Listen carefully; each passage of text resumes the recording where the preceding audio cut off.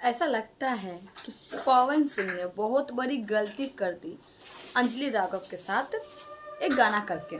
जी हाँ, क्योंकि ये मैटर तो खत्म होने का नाम ही नहीं ले रहा, दिन पे दिन घिंचे जा रहा है, घिंचे जा रहा है, घिंचे जा रहा है।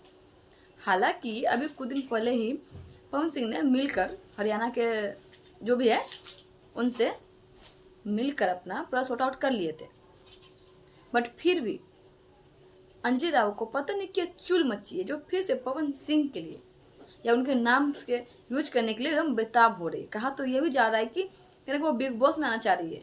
मतलब पता है ना कि पवन सिंह के नाम लेकर आदमी कहाँ से कहाँ उड़ जाता है, तो अंजलि सिंह भी ऐसा चाहती है। मैं ऐसा क्यों कह रही हूँ जानते हैं इस वीडियो में। तो पहले आप लोग मेरे चैनल सब्सक्राइब करके वीडियो को लाइक कर लीजिएगा। तो आप बताते अंजलि सिंह ऐसा क्यों करी।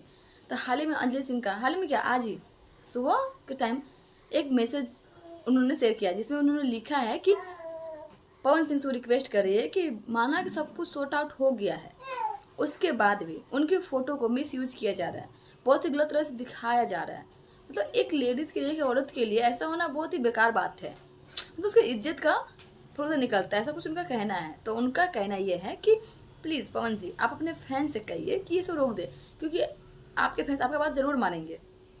हालांकि मैंने आपके साथ काम किया, आपके बहुत अच्छा लगा, या आपका सॉन्ग भी है जो बहुत ही अच्छा था, आपकी आवाज़ में माँ सरस्वती का वास है, ऐसा उन्होंने पवन सिंह की तारीफ भी की और बदले में रिक्वेस्ट भी किया कि प्लीज़ आप अपने फैंस को कहिए कि मेरे प्रति जो भी वो नेगेटिविटी फैला रहे हो बंद कर दे।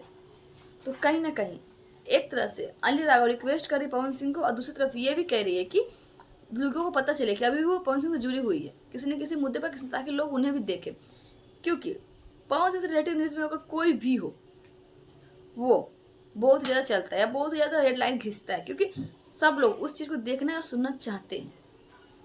तो कहीं इसी बात का फायदा अंजलि राघव नहीं उठा रही है।